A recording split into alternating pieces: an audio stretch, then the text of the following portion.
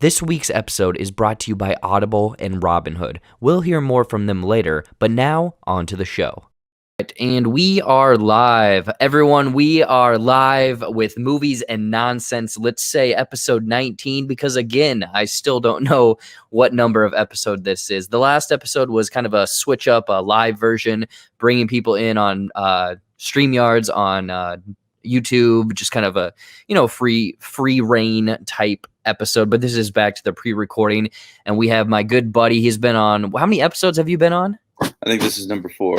Number 4. Jesus Christ. You have probably the most episodes. Yeah. So what about you? Like, I know, for most of the time that this channel's been going on, your main focus has been on new releases and like theatrical releases and stuff. But have you been like catching up on some older stuff, like rewatching some of your favorites? What's your strategy been? I mean, again, it's kind of streaming stuff essentially. Netflix is like the main thing. Like, I'm looking at my calendar right now, and like it's just Netflix movies for the next couple weeks. Yeah. I started watching. I mentioned this on JBuck Live last week. I started watching Dave. Have you watched that on Hulu? It's like the little Dicky rapper TV show. Okay, I remember. No, I haven't seen that show. Is it yeah. funny? Yeah, it's very funny. It kind of like takes like humor of today and almost like ties in like lessons too, because there's like relationship stuff, there's mental illness. Yeah, it was kind of interesting, but definitely just fucking wacky humor in it. Okay. But I know. Oh, go ahead. Sorry. Oh no, I was just gonna say. Other than that, I don't think I've been watching anything really new. I mean, I've gone back and watched a few things that I've missed in the last couple of years, but I haven't gone back to like essentially what we're gonna do here with kind of like the movie bucket list of all of the years of film that we haven't seen that everyone says is like essential, essentially. Yeah. So this should be. We'll explain the full process. I was just gonna say that even I like. In 2019, I basically spent my year like only watching movies pretty much because I had binged a few age to watch in 2018. So like I really want to focus on movies this year and catch up on some movies I haven't seen and stuff. But I have started to open back up a little bit and do a few miniseries too. Like I did, like everyone else in America, I did Tiger King. I know you did too. Yeah, what'd you think of that? I mean, I loved it. I thought it was great. I was on board for the whole thing. I mean, free Joe Exotic, obviously, but I loved it. It was just like one of those. It's like I was trying to think about it, like what director could even make a movie that would match that in terms of how ridiculous it is. And like, I mean, I would say the Coen Brothers would probably be the ones that I would want to like make the movie, but even some of the like, I don't know if anyone could create characters as ridiculous as those ones. So no. Now that you're saying directors, yeah, it's kind of like Dreamcast, like who you gonna throw in there. For some reason, the one that jumps into mind right now is Adam Mckay, just because of what he did with like The Big Short and stuff like that. Yeah. Except it's almost like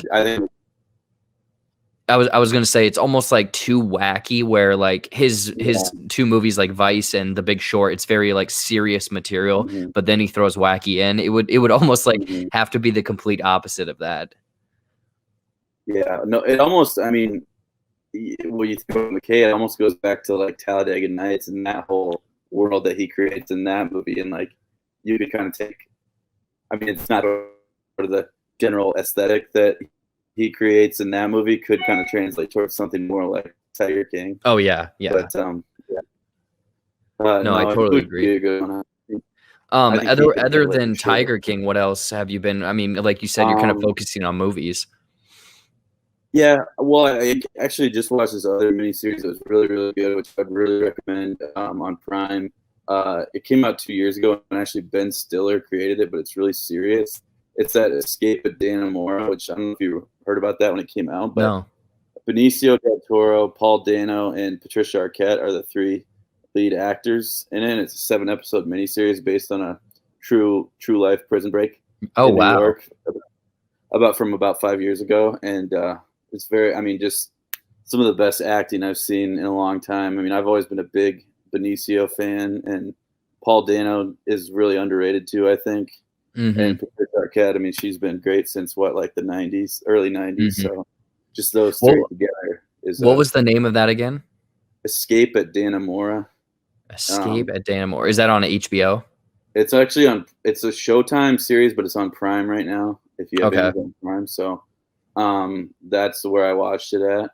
Yeah, but that was a very good series. And then I watched this one other one with Tom Hiddleston, like the guy who plays Loki from the Marvel movies. Yep. It's called The Night Manager, and it's about like it's kind of about like spies and secret agents and stuff, but it's a lot more. The author, that John Le Carre, who writes a lot of spy novels, they're more serious and kind of like not as sexy as Bond and Mission Impossible, and that's kind of the world. Oh, and Hugh Laurie, the guy from House, is the main villain in that series, so that one's really good too. Yeah, I'm kind of on the lookout for some of those type of series that maybe I can devote a little bit of time to, but I don't have to. It's not like a 7 seasons or something, Yeah. That's the thing is, like, I know that you watched Game of Thrones. Everyone else did. Yeah. I've never even watched any of it. I mean, I pretty much know how it runs out because of everyone at work just talking about it. And it's like, do I put the time commitment? Because episodes are like an hour. There's like 18 Yeah, no. seasons. It takes. I mean, yeah, you commit a lot of time to it, and honestly, that last season is pretty disappointing. I mean, there's no way around that. Mhm. But no, I mean, when it's at its peak, it really was a great show, and I don't know. It's everyone has to make their own decision on how they want to spend their time, but Yeah. That's true. all in all, it was a good experience for the most part. Yeah, I feel like again, you've definitely touched on more HBO, either movie series, shows, anything like that, and I Mhm. feel like that's just like a huge blind spot Well, for myself. they're doing that free thing right now, so I that's know, yeah. so I might have to again dabble in that this week yeah, because yeah, definitely. everything's free and whatnot. Yeah, that's so this is the time to do it if there ever was one. But yeah, I don't know. I've been still watching movies pretty frequently, trying to just watch a little bit of everything, try to find stuff I really can get into. But I'm kind of curious because again, I would. People are like, "Oh my gosh, you're a movie reviewer, critic, you know everything." No, I just go and watch the movie and I tell you my thoughts. I'm curious because the people I've talked to, they watch movies completely differently. Like some people bring notepads in. As you're watching films at home, and obviously this what we're gonna do later is a little bit different, but I did actually take notes for this, yeah, I definitely took notes which for I what we're don't gonna do usually. later too. I never do otherwise. But No, yeah, I was kind of curious how you do go about. Is it just strictly just casual? Maybe you pull your phone out, or you're kind of actually in on it. if it's a really good movie or something that I really care about, then I'll probably be like, I should just not, or I should just leave my phone in the other room and actually pay attention. Yeah. And if it's one of them kind of like half into, then I'll be like, oh well, let's see what the news is, or see if I have a text or something. But Kind of those lulls in a movie or yeah, whatever. and then it really depends. Like sometimes you watch a good movie, but there's a really slow part where you're just like, this part drags a little bit, so it's not so bad now. But I don't know. I generally try to limit that because I do think like when you are like on your phone or like folding laundry during a movie or something, like you do miss quite a bit of it. So if it's something you actually care about, I would say you try to avoid it. Mm-hmm. What about you? Oh no, I totally agree. When it's something new, I have to. That's why it's so difficult for me to watch like shows that all of these people talk about because it's like I need to not touch my phone for 5 hours. And just doing that for like an hour and a half at home is so difficult. No, I know. That's why I love going to the theaters because Yeah, I because you can't have yeah, it's like I either can't or I just don't have that feeling because it's dark, it's big sound, it's like I'm in on the movie. But at home, yeah, when it's newer stuff, I don't want to do that because I want to take in everything that there is. But I mean, again, like the other night I was watching. I watched Night at the Roxbury. I have no idea why. I was scrolling through and I just turned it on, and hell I yeah. basically just listened to it. I didn't even watch it.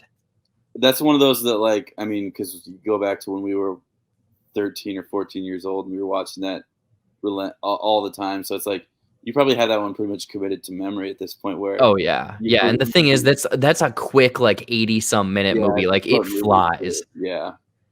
Which is, I mean, as you get into more kind of like the prestige type movies and the bigger movies, you kind of appreciate a good movie that's an hour and a half long because Yeah.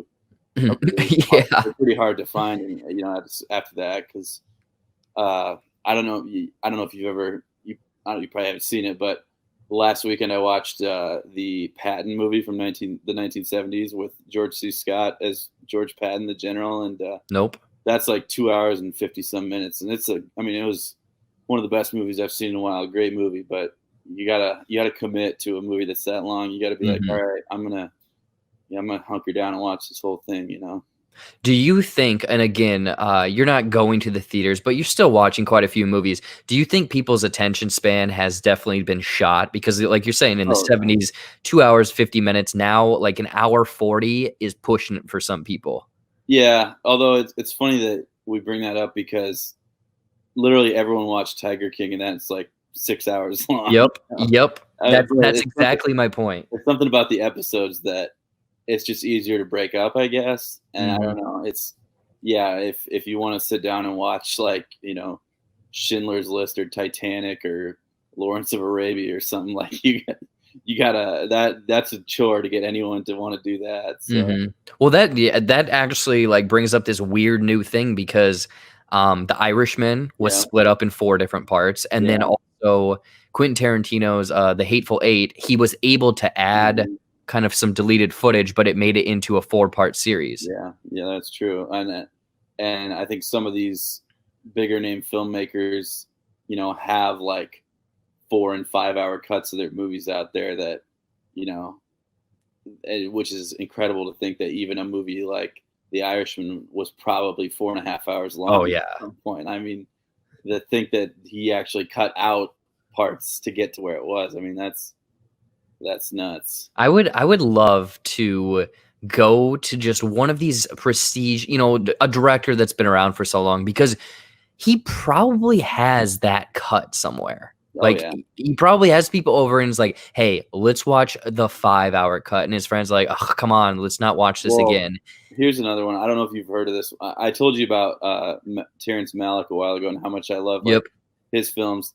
Probably one of his most popular ones is called The Thin Red Line, and it's a World War II movie that came out the same year as Saving Private Ryan, and it's Okay. about the same length as Saving Private Ryan. They're both about 2 hours and 50 minutes long.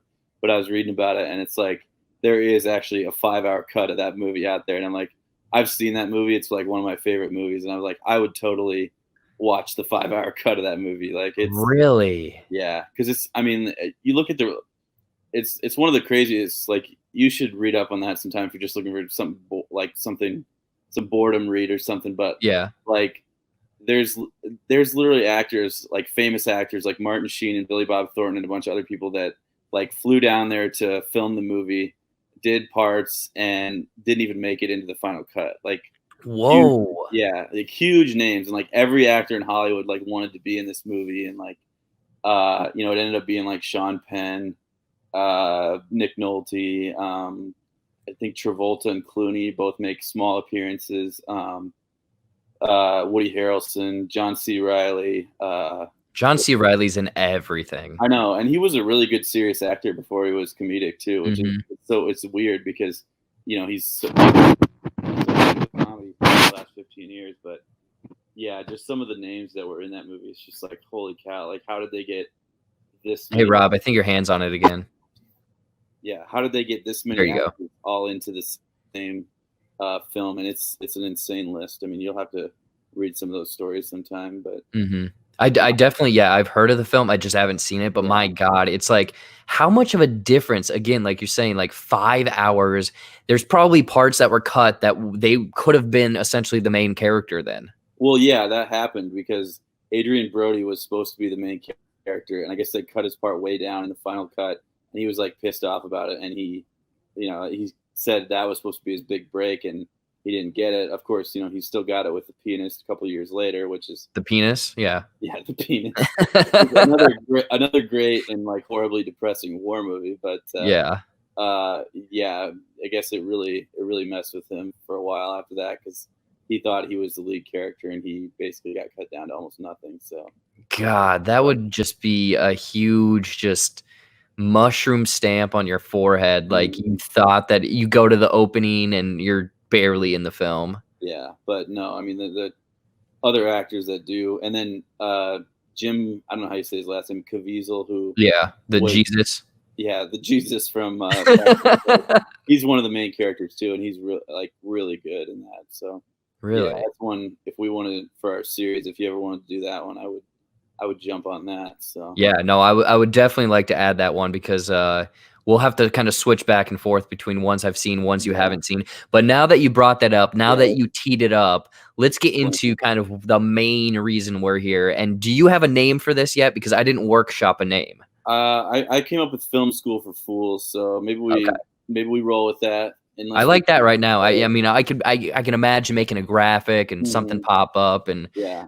putting hats on us. But so film basic school idea. for what is it? Film school for what? For fools. For fools. Okay. Fool is for fools. School for fools. Look at us. So basically, I actually got this idea from listening to the last Patreon episode that you did with Seth and Cody. Mhm. We were talking about kind of like, now that the quarantine's hit and you're, not getting new releases in theaters, and kind of like, what are you going to do as a person who reviews movies? That's kind of, your main thing that you do. What do you do now? And you said like, well, it'd be a good time to go back and see some of the films that I've just never seen over the years, because some people have seen more than others, but everyone has like blind spots, that they just are like, oh shit, like this one that everyone knows and loves, I just never got around to sitting down and watching. But so I heard that, and I was like, well, maybe I'll pitch Jared on the idea and see what he thinks. And so we kind of were talking about it, and we're like, well, I have been watching a lot of like more classic stuff and stuff that is considered, the all-time greats in some different genres. But I definitely like 60s and 70s movies, and some going back to the 50s, although I'm not as, Mhm. in those yet. But, and then you like the big franchises, like, your Star Wars, your Mission Impossibles. Mhm. Yeah, I was gonna say like all of the big stuff, all of the basically everything that's like the last 5 years, 5, 6, 7 years. But yeah, I like how you're bringing this up, and we're gonna do this like every time you're probably on, because this gives me a good excuse to watch movies I haven't seen. Yeah, so that's basically kind of what the gist of where we came up with this idea. And the first movie that we chose was kind of like a combination of the things, because it's older and it's a classic, but it's also the start of the longest running film franchise in history, I think. Yep. Fast and Furious. Yeah. Give it like 20 years, and that will be the longest running. Yeah, it will be. No, but you threw this movie out. It's definitely, is it the first one in the series? Yeah, it's the first one ever made, which is really bizarre because it's such an odd story and like such a kind of left field kind of choice to open such an iconic movie series. But oh yeah, definitely. So before we get any further, obviously we haven't really even said the name. It is 1962's. Is it James Bond, Dr. No, or is it just Dr. No? Just Dr. No. Just Dr. No. And that kind of threw me off because I guess I'm just so familiar with I mean, I've seen the 90s with Pierce Brosnan and then obviously the Daniel Craig, but all of the other Bond films I've never seen. So this was a great pick. Okay. Yeah, see, I've never seen it. I've always played the video games with you guys and stuff, but like I had never actually just sat down and watched one of the movies all the way through. So I'm gonna try to kind of gradually work my way through those. But yeah, this is a good place to start. So. Well, that's actually, like you're saying, you haven't really seen any of the other ones. This is going to be a great journey. Like, you should almost document this, because I think I'm working backwards, where a lot of my complaints, are comparing it to today's James Bond film. So I'm just like, how come that wasn't there? Or how come they did it this way? And it's like, oh, they had to work up to that. And also this movie, in 2 years, it came out, 60 years ago? Yeah. That's insane. Yeah, and Sean Connery is like 90 years old now, so Yeah, well, he doesn't even act anymore. no, he retired a couple of years ago. But yeah, so no, it's crazy in that sense. Just that a movie is what 58 years old. Like Yeah. it's So, where do you want to just dive into this? Start off just kind of talking about yeah. you know what? You're gonna take the lead on this one. Okay, yeah. Well, no, we have a few. We were kind of working on a few categories, to come up with two, but Yeah, you got your notes there and everything. yeah, I do have my notes and stuff. But so okay, so you might have to help me a little bit too. But like the basic plot of this is that Doctor No is he okay? Is he a white guy playing a Chinese guy, or is he just a white guy? Okay, I looked at your paper when you sent it, and I was like, it didn't stand out to me, but now that you say it, I was like, was he white and everyone else was Asian around him? Yeah, so that is mysterious in itself. But You basically, keep talking, and I'm gonna look this up. he's been what rejected by the East and the West with his rocket that will destroy the world. So he wants to just destroy the world anyways. Is more or less the gist of it. Yeah, I mean, it opens up, and the thing is, like, it kind of almost makes you have to rely on the books, I'm assuming, because it doesn't really dive too deeply into who Bond is right away. You kind of piece together that he's some sort of, it looks like rich playboy. He's some sort of government agent. You know, he's given a gun. It's mentioned that he has a license to kill. Then obviously he's a womanizer by the various few Yeah. women that he's obviously had his way with. So Sylvia, it does a Sylvia Trench is the first one, I think. what's that? Sylvia Trench is the first one, I think. Sylvia Trench. Yeah. But yeah, no, I guess I read a little backstory, and basically this is Doctor No was the sixth novel that Ian Fleming wrote, but the first movie. So I don't know Really? ones just didn't make it in or were later movies or how they used them. But yeah, so maybe there was some backstory that we didn't get because if you haven't read all the books, then you wouldn't know. But Yeah. I know that the this is completely off topic, but the Snowman movie with Fassbender that came out like 3 years ago, that's what they kind of did. I guess there was a very popular franchise of books, and they chose like the middle book to make into a movie first, which seemed very odd. But again, I mean, this seemed to work fairly well as an entry point to the franchise, to the Bond character and what he's all about. yeah, so basically at the beginning we see the quote unquote three blind mice. There we go. Okay, I didn't pick up that reference, but obviously it's right there. Wandering around, and they murder somebody. So we're like, oh, and they're in Kingston. So something has happened, obviously, and it's a problem. And then cuts back to James Bond playing cards and being a badass and picking up women. So we know that the good, somehow these two things are going to interconnect before very long. Yeah, and that's the thing is, like, I wrote down here again. This is a Bond movie. They didn't the whole Bond like subtitle, title, whatever that came later in the franchise. This is strictly just Doctor No, and it takes a good 8 minutes until we get the reveal of our main character. Which 8 minutes isn't too long because, like you said, it opens with the three essentially blind mice setting up the plot with an assassination, taking care of a body. And stealing, was it some documentation or whatnot? Yeah, who is Strangway? I mean, I know he's he's an intelligence operative, right? Yeah, that name, again, I've only seen essentially half the Bond films from 90s on. I don't think that name was ever mentioned in those. I'm assuming, again, it wasn't another 00, but it was someone that worked in the agency. Yeah. So he gets assassinated, and obviously, he has to go clear that up. But one of the things I noted as I was, kind of watching this early on is after his deal with the hot babe that he meets at the cards table, he definitely does Me Too stuff with his secretary right after that. Yeah, see, okay. The thing is, this is it Miss Moneypenny, I Yeah, I believe? don't know, It is but always his secretary, and again, from the '90s versions with Pierce Brosnan, that's how the relationship was. So yeah, again, I haven't read the book. This is the very first in the franchise.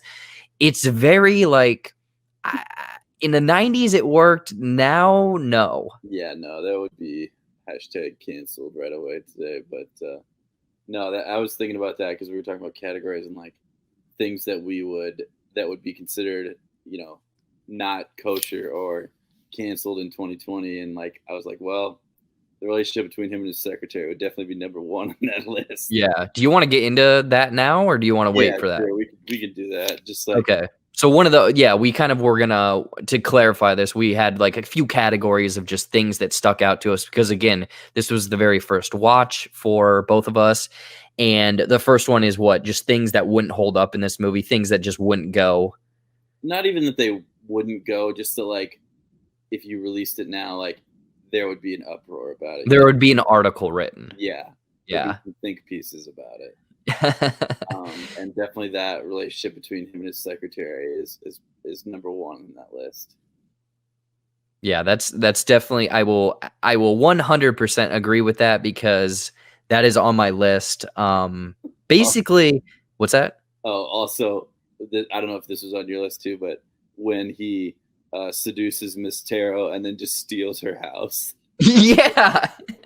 Well, and that's the thing is like, okay, obviously, well, hold on. I'm gonna go back to the secretary. So the secretary, he's very flirtatious with sitting on her lap, kind of getting kisses and stuff, and she kind of wants. I don't know, I'm not even gonna say she wants it. She deals with it. She's tolerant of it.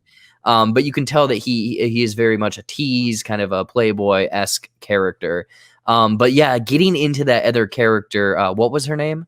Miss Taro. Miss Taro.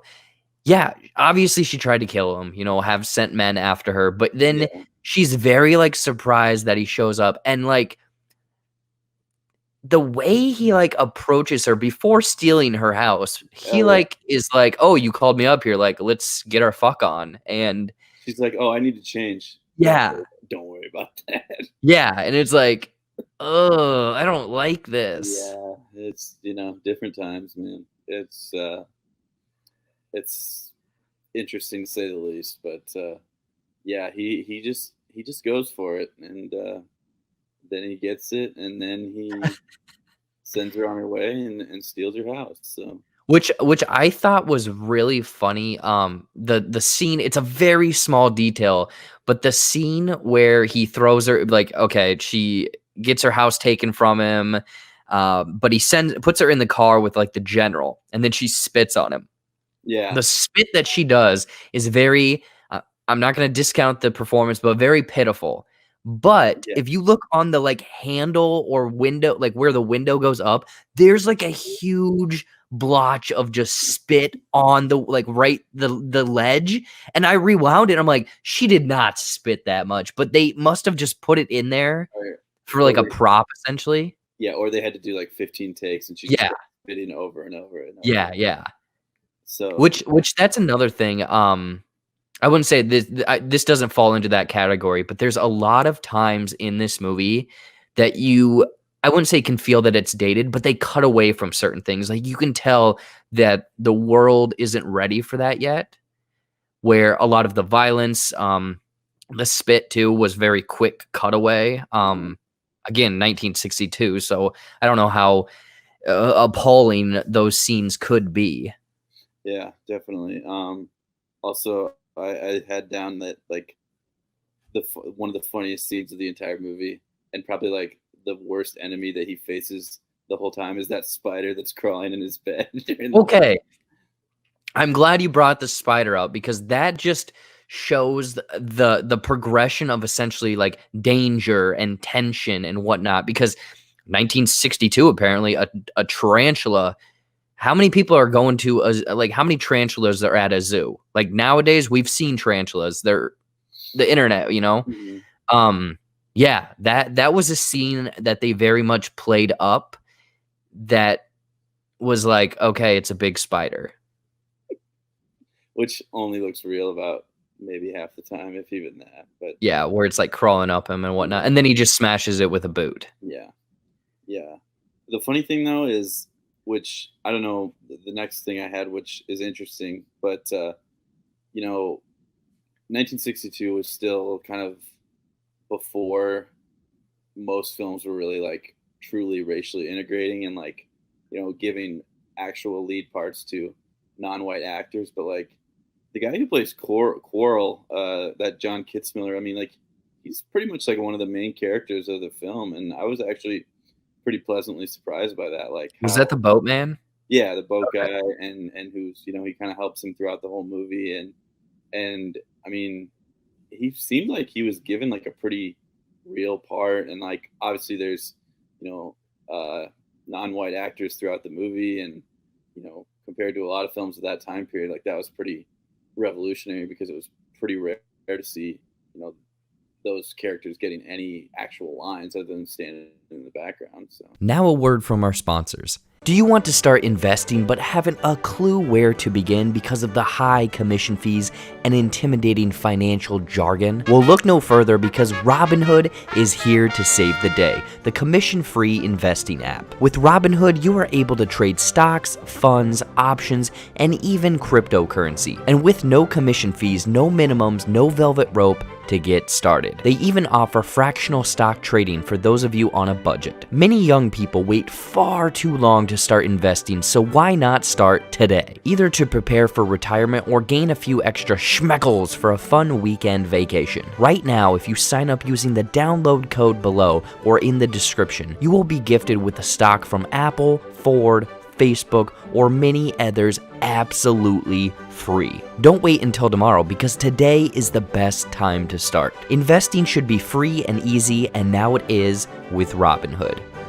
Do you love to read but simply cannot find the time to enjoy your favorite books? Or, did you actually forget how to read? Well, try Audible today. Audible is the world's largest seller and producer of audiobooks and other spoken word entertainment, enriching the lives of millions of listeners every day. With their customer-centric approach to technological innovation and superior programming, Audible has reinvented a media category and is the driving force behind today's audio entertainment revolution. And if you sign up today, you can enjoy a 30-day free trial, which includes 1 audiobook and 2 Audible originals absolutely free. Simply click the link in the description of this video to get signed up and enjoy unlimited audio entertainment with Audible. Now, back to the show. Yeah, no. It taking place in Jamaica. I thought that they would just kind of use those 3 people at the beginning as kind of the setup and then get to the main big bad at the end. But yeah, when he kind of, at first they have an unlikely relationship where it's like, is he good, is he bad, and then he helps him out. Yeah, I totally agree that now that you point that out, that's very kind of like I wouldn't say out of character, but like you're saying, revolutionary. yeah, and then after he steals the house, he does a baller move when he kills Professor Dent when he tries to get back into the house. And so Professor Dent was working for Dr. No, right? I believe so. That's the guy that went to him and got the spider and everything like that. And then he kills him with the silencer gun. Yep. Hiding behind the door with the shot, two shots through the chest, which takes. Well, and then didn't he shoot him again when he was on the ground, like in the butt? Yeah. I don't know why I said butt. So, and then from there, it takes us to the introduction of, I would say, okay, who's your top Bond girl from this one? You basically have 3 options. Who do you pick as your number 1? The first girl at the casino I wrote down, I said the way she kissed was funny looking because she had a lot of lips. I don't know if they had rehearsed it many times, but for some reason that really stood out to me. Was that the same woman as the one that he stole the house from? No, that was Sylvia Trench, and then that was Tarantula Woman. I'm gonna go with the blonde, Honey Rider. Yeah, I'll go with her because that's the thing is like when she came out of the ocean and she was wearing what she was wearing, that is like a picture or a shot that I've seen multiple times, and also they kind of pay homage to it in one of the God, I don't know which year it is, but it's the Pierce Brosnan. It's the one with Halle Oh Berry. yeah. I've Yeah. seen the picture. Yeah. Yeah. So those are very that scene stood out to me. Yeah. So I would say, yeah, she's got to be your number one for this one. I think she probably gets the least. Well, no, she comes in the latest. She gets about 40 minutes of screen time, but Yeah. once she's there, you're like, all right, this is the one he's gonna be with because she's just got something about her, and she's cool and they do explain it in one scene, but you're gonna might have to refresh me a little bit. But what exactly is she doing there, and why did she have that switchblade on a holster? Okay, so my understanding, I was gonna ask you this, where she's from and whatnot. It doesn't really specify where she's from. It does mention that she is there collecting seashells, Oh and yeah, she can get them for $50 a pop in Miami. So I'm assuming she's from Miami, travels to the island, does her deep sea diving for these shells, and I'm assuming she has a knife to fight off some sort of creatures or to stab whatever's in those and get them out so then she can clean it and then sell the seashells. yeah. So that's where our hero Bond and Honey first meet, and I don't know if you noticed either, but Connery's wearing some sweet capris in that scene. Yeah. The fashion is very colorful and 60s. Yeah, extremely 60s is a good way, or early 60s too, like pre-hippie. Mhm. So it's even more interesting in that sense. So Well, and that's the thing is like they're on the island and they're supposed to be like undercover essentially. The boatman is wearing a bright red shirt, Bond is wearing like baby blue, and then the woman is wearing like a light hue of pink. yeah, yeah. So then, okay, then they're kind of walking around trying to get back, and then the monster tank comes for them, and Well, the boat shows up and then they hide and they're like, "Well, we're gonna come back with the dogs." And I wrote down they straight up like Looney Tunes the scene where they're breathing through reeds in the water. Like that is straight up out of like Robin Hood, the Fox animated one. I'm pretty sure. yeah, yeah, Like you've seen that done in every single movie or cartoon. And the thing is, I'm curious. I mean, it's probably done before this movie, but like that's where like what Bond is now compared to this one. Like this one's very kind of not necessarily entirely lighthearted, but it's very family friendly almost. yeah. It's more fun. I mean, because I know from what I've heard of like the Craig ones, especially, is they're Oh, pretty they're serious. deadly serious. Yeah. Whereas I think maybe uh, Brosnan was a little more lighthearted when he was doing his. They were more like kind of fun romance type stuff. But Hmm. yeah, this early one was definitely more of a little more of a whimsical adventure than something like Skyfall or what No Time to Die. Yeah. That's a great description. A whimsical adventure. I like that.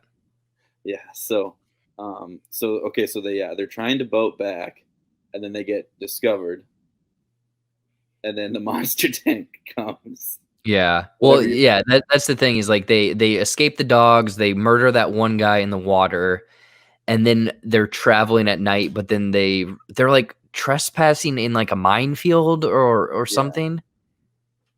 And then the tank The starts. the dragon. Yeah, the dragon monster tank finds them and tracks them down, and so suddenly they're in Doctor No's compound, and you could tell that the shit has hit the fan at this point, I would say. Mhm. So this is where I have a question. They get into the facility or whatever, and they like strip them, whatever, and they spray them with something, but it's not water because it's very clearly like white. So what are they spraying them with? Is it milk? Is it like Okay. it's like what the hell is it? Okay, so for listeners, viewers, or whatever, Doctor No, they're on this island. The tank slash dragon finds them. Then they get kidnapped and go to this thing.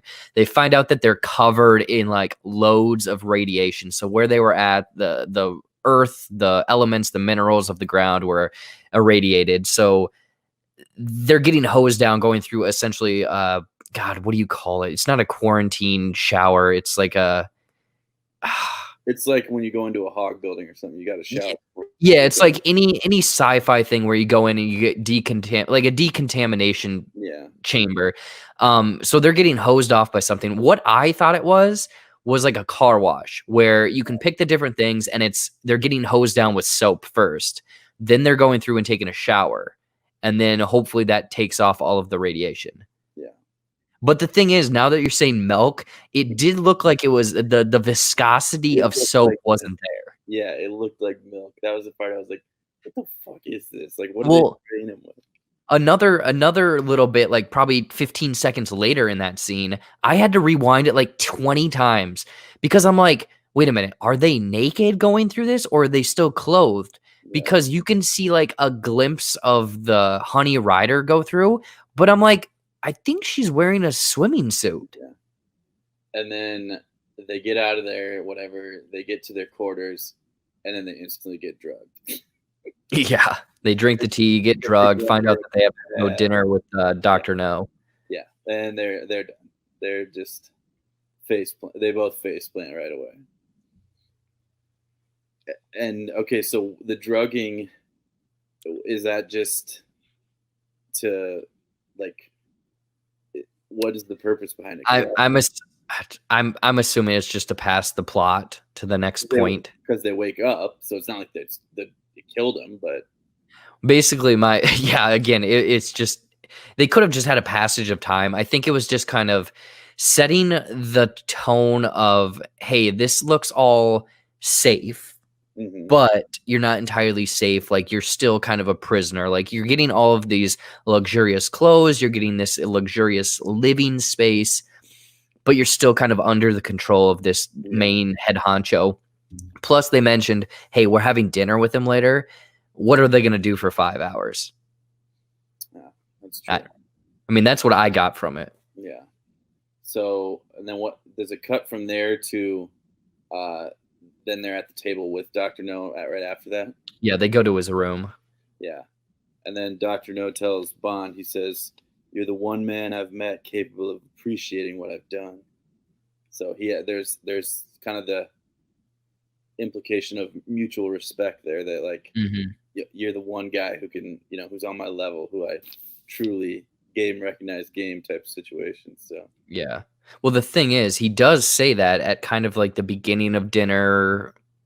I would say, I think it's beginning of dinner, but like at the end, doesn't he finally be like, "Oh, you're just another, essentially dumb cop"? Yeah, because at first he thinks that he's gonna basically win Bond over, and Bond's gonna be like, "Yeah, actually, now that you explained it, like your plan for, destroying the world with a rocket is actually a good idea, and I think we should do it." Yeah. But, yeah, because at first Bond is kind of curious, asking questions, who are you working for? Mm-hmm. And he's like, there's people over there. There's people over there. I'm my own people. Well, and it's kind of funny too, though, because even in the first Bond movie, and, they would turn out to be like 25 movies after that, Bond says to Dr. No, he goes, "Oh, just that same old world domination stuff all over again." Even back then, man, same old. It's kind of like a wink and a nod to, the sort of entire framework of pretty much every Bond movie that came after it, which is like, oh yeah, evil guy wants world domination, but Bond has to stop it. But but they, as the franchise has evolved, it's done a good job being creative around world domination, where it's either a plague or a missile or some sort of group. It switches it up. Yeah, and obviously, with the time frame that these early ones were released, like the whole concept of the Cold War, was like, very much this at the center of everything, because everyone was afraid that the world was just going to, explode and disappear at any moment. I mean, this was even a couple of years before, like, Dr. Strangelove and Failsafe came out in the same year, so it was like kind of at the center of everyone's mind at this time. So getting to the ending portions of just essentially the plot, what the hell is Dr. No trying to do? That same old world domination shit, man. But no, he had a reactor, and Yeah. obviously Bond overreacted the reactor, overheated it or whatever. Mhm. But what the hell was it doing? Because they had someone's rocket that they were watching on TV, So, well, right? wasn't that his rocket, Was it? or wasn't his whole plan that this rocket that he was gonna launch was gonna, you know? If that's the case, I missed that whole plot point. I thought that they were watching someone else's rocket, and they had a reactor that they were trying to use to essentially topple the rocket. Yeah, I don't know. I mean, I'm under the impression that this rocket was somehow supposed to be part of the world domination plot. I think, Makes more sense that way. yeah, and obviously, Bond, goes undercover as a what do you call it, a worker? Hazmat suit. Yeah, hazmat worker, control operator type of guy, and then does probably his most epic punch of the entire Oh, movie. yeah. Which is so funny when he was up there on that gangplank and Yeah, turning that wheel and then punching that guy, I was yeah. like, "I've seen this in Austin Powers." Oh yeah. Well, I mean, obviously, Austin Yeah, Powers and is, that's the thing is, like, I wrote that down, like, I'm like, "All of this I've seen before." yeah, obviously Austin Powers is a parody of these Yes. movies, so that Yes. makes sense. But yeah, no, that punch is hilarious. Like, just hits him, and then the guy just goes flying over. Yeah. Yeah, like, that's badass, man. Um, so yeah, then he subsequently kicks everyone's ass, and you know, does he kill Doctor No in that sequence, or? He, remember Doctor No runs up there on the gangplank, knocks him down on top of the reactor, and then they're both, like, wrestling, but then he, like, melts in the hot liquid. Oh yeah, yeah, Which okay, there's one thing, Doctor No, for people that haven't watched this, he has mechanical hands? Question mark?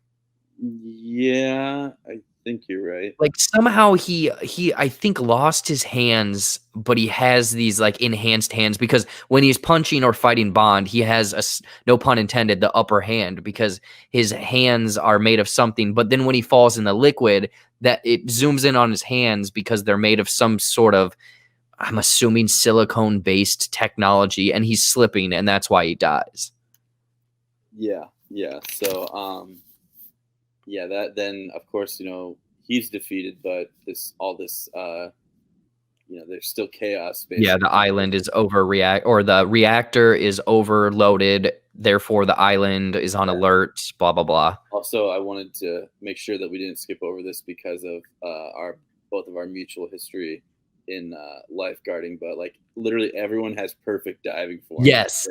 as they're going off the platform into the water. I was like, damn, that's great form all around. And the thing is, yeah, like you're saying, it's like perfect dives all around. No one is really like panicking and just running off. They're just diving, which Yeah, I'm thinking to myself, wouldn't just running off be better? Like, why are you diving? I don't know, but those are great dives. I was like, bravo, thumbs up on those dives. So yeah, no, everyone dives, and then of course, well, first he has to get Honey out of the whatever the cuffs that she's in, or the little contraption they have to keep her where she is. The 50 Shades Yeah, BDSM type thing. the Christian Grey Mhm. setup that they got her in, for The whatever Christian Grey 2.0s. whatever Doctor No had planned for later on. But then they just they get out, but then they get to a boat, and then of course they go a couple miles, and then oh yeah, we don't have any gas.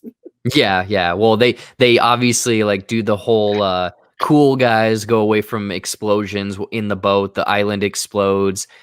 They run Yeah. out of gas, and then what the dude that was helping him at the beginning, I don't know what his name was, Oh picks him up in the boat. yeah. Well, and he has a great line right before the boat. They get picked up when they first run out of gas. She goes, well, what do we do now? And he goes, we can swim or we can come here. And then they just And then unties the rope, and then yeah, when the boat's a rocking, don't come a knocking. yeah. And then finally they get picked up and saved. And then I like how everyone's just like gives him a wink and a nod, like, oh, yep, we're gonna drive him back, and he's gonna do it. Well, Oh yeah, that's the funny thing is like the way it ended, because it ends with the words "the end," right? yeah, Yeah, it could have ended if you would have overlaid the Looney Tunes theme song. It could have ended this exact same way. yeah, oh yeah, Like, oh, that's Bond. yeah. No, it was a very like we said, lighthearted. And I don't know. I mean, I'm obviously we're not just gonna only do Bond movies for this, but like I'm gonna keep watching them just because now I'm got my interest. Oh in it. yeah, definitely when you get to like either the Craig or the Yeah. 90s versions of Pierce Brosnan's, then we'll have to reconvene for this. Well, and I'm wondering too, like, did the Connery ones get more serious after this, or were they all kind of like this? I'm not really sure. I don't know. Curious. I looked it up, and the next one is From Russia with Love, so that's the next one I'm gonna watch. But Yeah. um, So obviously that's the plot, working it down, our kind of feelings of certain things. Are there I guess we can go to those kind of categories that we came up with. We mentioned, like you said earlier, things that just wouldn't hold up, or that there'd be an article written about it today. It's not the standard of today. there would be a 37 tweet thread about this. Oh yes, it would 100%. Someone would Me Too this movie. So we already kind of covered that, but I want to talk about just comical or funny moments that shouldn't have been funny. I can't tell if the spider scene is supposed to be funny or not. Yeah, I don't know either, but I very much laughed because of the way it's just ramped up. Yeah, that would be definitely one that I would say, like, I don't know if it's supposed to be funny or serious, but it's definitely funny. That's one. And I will say another one I had was when Bond was going through the pipes when he was on the island, and it was like really hot pipes or something. He's like holding himself in the pipe. I don't know why this was funny, but I wrote down Bond holding himself when poop rushes over him felt weird. Like he's obviously holding himself so he doesn't get like washed down the tube, but it just felt weird the way it was framed, I guess. Yeah. I mean, I don't know if it was funny too, but we kind of skipped over the car chase scene that ends with the explosion.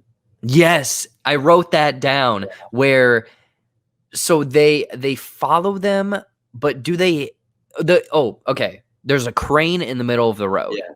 Mm-hmm.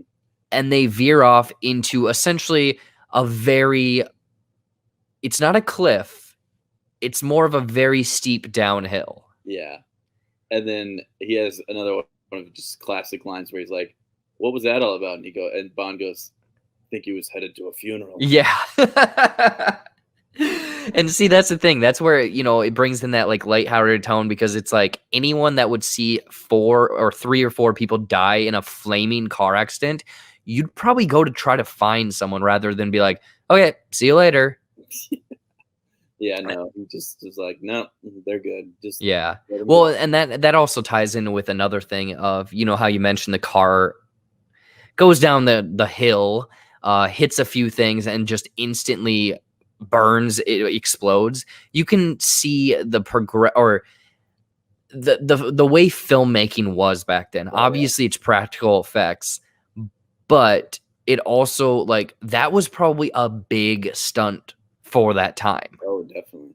Well, I was thinking about that too because I don't know if you've seen this movie or not, but like 10 years later, about 10 years later, The French Connection came out, which Okay. is, a movie that was very well received and everything. Great movie, classic with Gene Hackman. But like the car chase scene in that movie was like so much more realistic.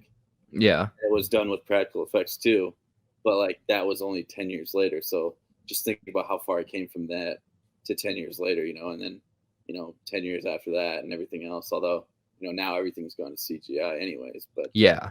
Well, and that's the thing. I wrote down the car chases. Like there are some green screen car chases or chase scenes in this.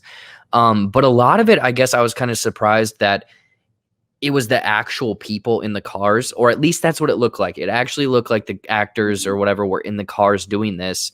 And I'm not saying that it was shot in a way that was very thrilling, but it was just different to see. Again, this in a couple years, it'll be 60 years. So it's just, you got to appreciate the advancement of both technology, technique, and the way they've shot everything. Yeah, no, I mean, well, and then you think like a few not that long after that was like the Terminator 2 chase scenes, like how good those were, and like, Yep. I mean, all the way up to today, where it's like everything's gone to computers now, but like there is something to be said for like just great practical effects, and I don't think Dr. No had them yet, but it was kind of like a prototype for some of the stuff that would come later on and would kind of like master the art form, Yeah, yeah.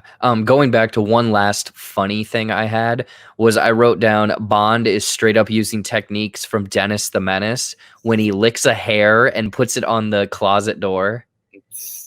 I mean, I understand where he's going from, and I'm not gonna lie. When I was a kid, I would do stuff like that where I'd put like a hair on something, and if it wasn't there, then I knew someone messed with it. Yeah. But it's just funny because this is supposed to be like a world-renowned Mhm. 00 agent, and he's resorting to almost kid like maneuvers. Well, that's another one, which I don't, you probably haven't seen it yet, but this should be on our film list too. But Jack Nicholson does something similar in Chinatown where he puts a watch underneath a car tire to see if somebody, if it gets moved, and then it happens, and then he knows. So it's like, Huh. that's a classic technique that's Okay. in quite a few films. That I like that. came out later on than Yeah. this one, but yeah. Were you, again, you haven't seen any of the other Bonds, but comparing this film to essentially any action movie in the last few years, were you kind of surprised by the lack of him actually using his weapon? Yeah, I mean, it's definitely more subtle. It's kind of like I've also recently watched the first Mission Impossible, Mm-hmm. which I haven't seen the whole series yet, but that's another one I plan on working my way through. And that one is more restrained too. It's not like other than the end where there's the big, The fight helicopter. on the train, yeah, and the helicopter. But like that is all in all like a pretty restrained, like low key movie for the most part, Mm-hmm. compared to, from what I've heard, compared to the ones that come after it. So it is interesting that this is such like a mellow kind of small story compared to what would come after for Bond. So yeah, definitely interesting how the violence isn't used to the effect that like it would be later on. It's not Mm-hmm. a big blood and guts type of movie. Like, yeah, there's a few shots fired, but Oh yeah, if you were to get essentially a casual fan that only has watched movies in the last 20 years and had them watch this, they would very much think that this was a very boring and slow movie. yeah. But Um I mean, I that doesn't hold me back from watching the movie, and I don't think it does for you either. So no, and that's the thing is like obviously talking through this and reading my notes again, it's like I learned a lot of, oh, this is where that potentially came from. Um yeah, I kind of want to talk about, unless you have another topic. no, go ahead. Okay, I kind of want to talk about things that I guess filmmaking, like, I mean, we kind of progressed into it a little bit, but kind of like techniques that have very much kind of changed, or certain film styles that have changed from then, 50 plus years ago. A few of the ones that I have are the nighttime or dark scenes are very dark. Like, Yeah, it is very tough to see people. And obviously in films nowadays, it's all kind of computerized where it's twilight, where the moon and blah blah blah. That was one of my complaints, is like the nighttime scenes, mind you, there's only like two of them. I'm like, I don't know what the hell they're doing. very very dark.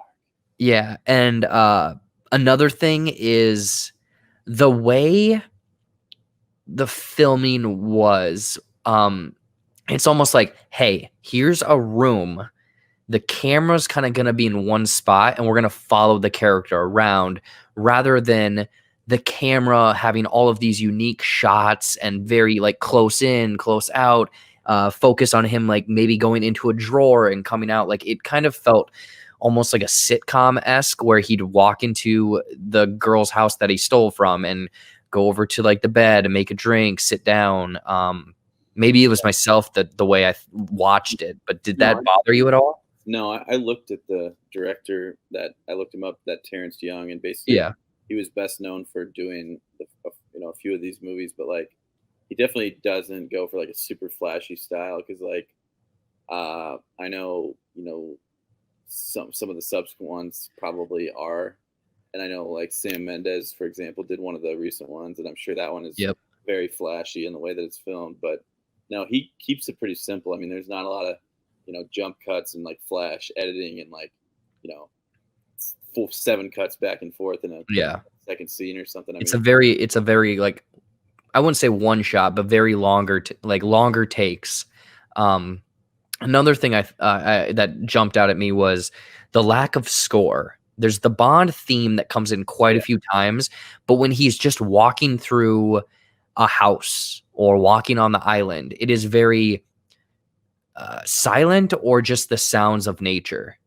yeah, it's kind of. I mean, It's weird to say this for a Bond movie, but it is kind of like a minimalist Yeah. film if there is one in the franchise. So I mean, I respect that. It was basically, I'm assuming this was made on a pretty low budget because this wasn't an established franchise at the time. It could have been a flop, and you could have never seen a Bond movie again. Mhm.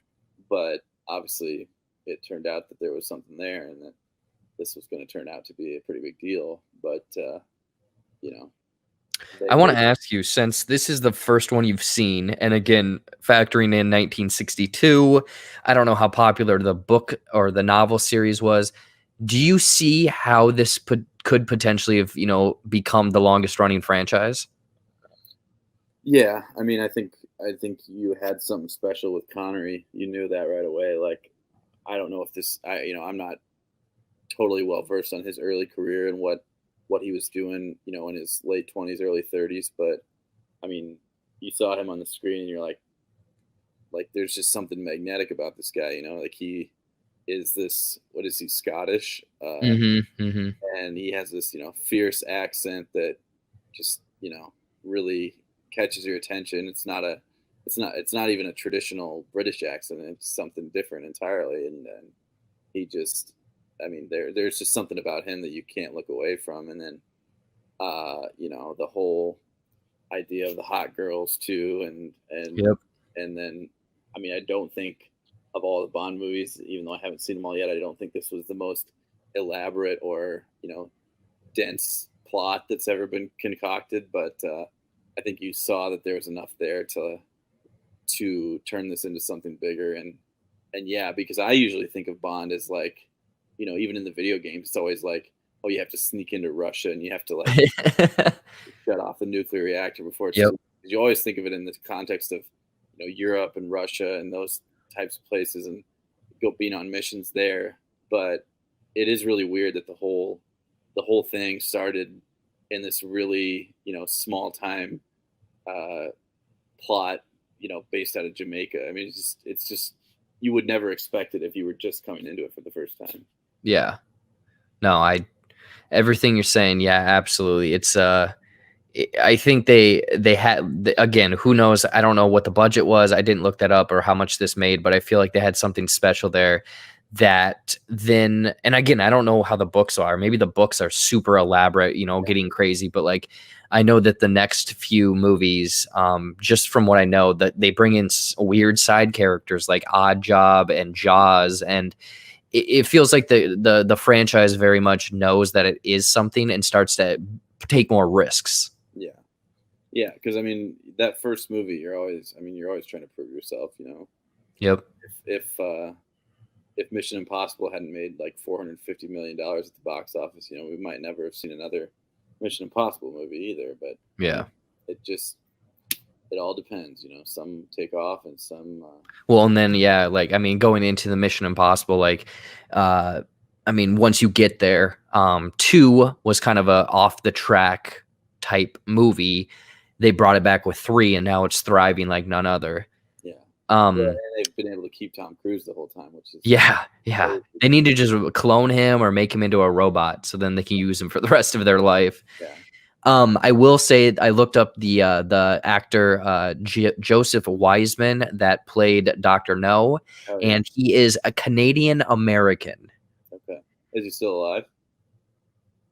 No, he died in 2009. So yeah, he definitely was, I wouldn't say blackface, but he very much was darkened for the role. He was teetering right on the borderline of like stuff that you would definitely not get away with today. Yeah, which I mean, that's a whole different topic we could talk about because I know that there's quite a few instances in Hollywood of white people playing like Indians or Asian people and whatnot. That was a huge trend. Yeah.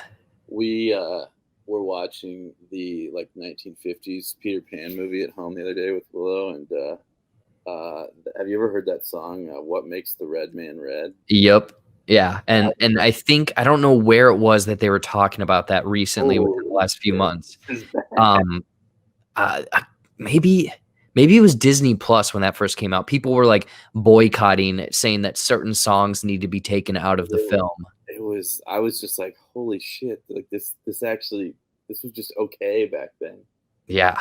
Well, I mean, hell, even if you jump ahead a little bit to I think the '90s with Pocahontas, Yeah, I mean, Savages. Yeah, no, there's definitely some stuff in Pocahontas too that makes you do a double take and be like, "Wait, Yeah. this was the 1990s." Like the 50s is one thing, but the 90s. Yeah, man, it's wild. Closing portions overall, what'd you think of this film?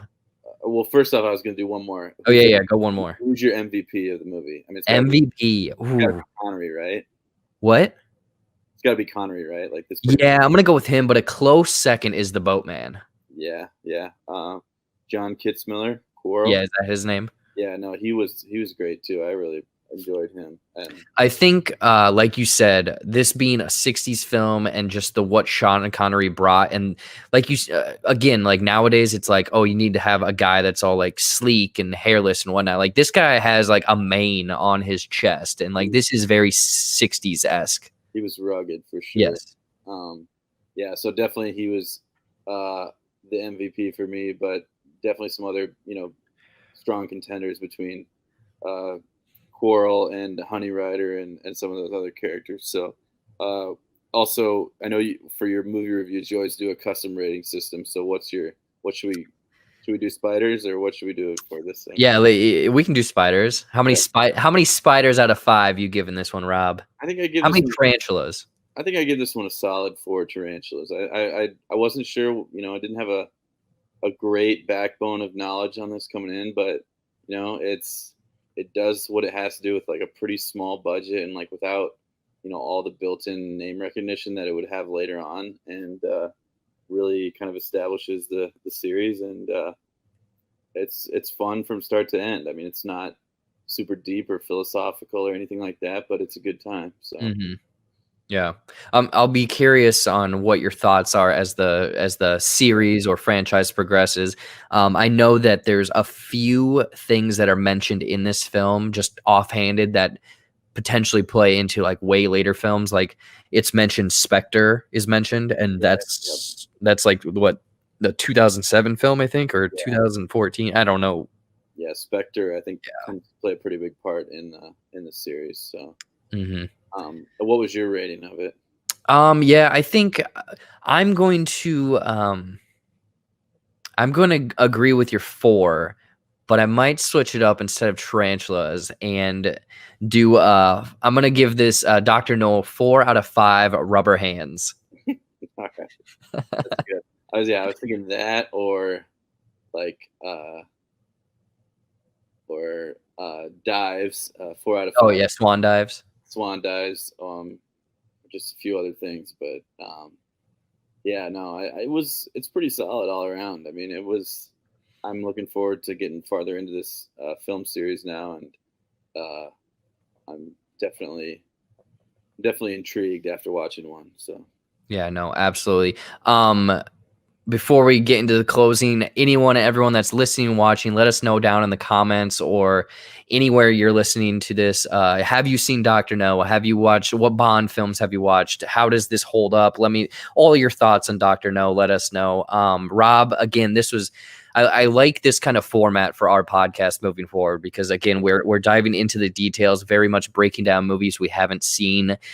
Closing thoughts on this podcast, what's coming up for you, or just Dr. No in general. Well, I was gonna say too, if anybody wants to comment, like I think we would even say like, oh, if you want to suggest one, like you're listening, and you like have an idea, because it might be one that one of us has seen and one of us hasn't, or neither of us has seen. We want to basically, I think the goal is to do at least something that one of us hasn't seen yet to kind of bring that newness to it. But all the suggestions are welcome. Yeah, definitely throw out any and all suggestions. I don't know if we should like pre-announce what our next one's going to be before we do it, just to give people a little heads up, like on your page or whatever. But yeah, like before we record next time, I'll announce it. Yeah, that sounds good. Maybe we'll do it every, I don't know, 2-3 weeks, maybe every week, maybe every month. We'll see. Just yeah, I could see this being a monthly thing. Yeah. So. But Rob, do you have anything before we wrap this up? Your novel, anything like that? No, nothing new. I mean, I log movies on Letterboxd when I watch them, so that's my main thing that I do. Okay. Yeah. I'll list people you can go follow him on. I know that he's watching a lot more movies, newer movies, or not newer, but like you're going through a lot of stuff that's my blind spots. So yeah, I'll leave his letterbox in the description. I watched Coyote Ugly with Kelly yesterday. So damn right. That was always a good one. But dude, I watched the complete side note. I watched Burlesque last night. Oh, nice. Kristen Bell, my lord. Yeah, but no, anybody just please hope that our wedding doesn't get postponed. I'm really, if you can send me any good luck there, I'm hoping that September will still hold up for us. So, but that's about it. Just doing that and trying to stay sane and during the quarantine, and hope everyone is doing okay, because obviously it's a scary time right now, but it's a good time to be doing stuff like this because yeah, definitely scary times indeed. Time to just stay inside. I know that binge watching things isn't for everyone, but this worked for us, Rob. Again, thank you so much for joining. Everyone that's watching this episode 18, 19, I don't remember, I'm bad with numbers. Thank you so much for watching. Again, follow, like, subscribe, all of that stuff. This is probably going to be a reoccurring thing with me and Rob, so thank you again, and we will see you guys next time.